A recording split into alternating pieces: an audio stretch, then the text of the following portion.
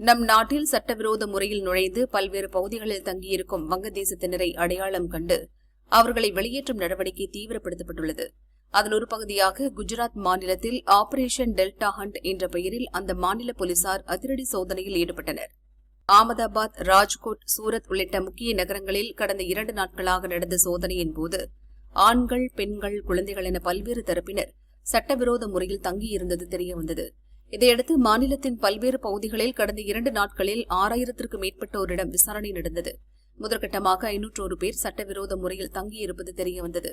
அவர்கள் அனைவரும் வங்கதேசத்தைச் சேர்ந்தவர்கள் என்பதும் போலி அடையாள ஆவணங்களுடன் குஜராத்தில் உள்ள பல்வேறு பகுதிகளில் தினசரி கூலி வேலையில் ஈடுபட்டதும் தெரியவந்தது. 501 பேரையும் போலீசார் கைது செய்தனர். அவர்களை நாடு கடத்தும் நடவடிக்கைக்காக மத்திய அரசிடம் ஒப்படைக்கும் நடைமுறை விரைவில் துவங்கும் என போலீஸ் அதிகாரிகள் கூறினர். சூரத் நகரில் அதிகபட்சமாக 261 பேர் கைது செய்யப்பட்டுள்ளனர். மாநிலம் முழுவதும் விசாரணை தீவிரப்படுத்தப்பட்டுள்ளதாக மாநில அரசு தெரிவித்துள்ளது.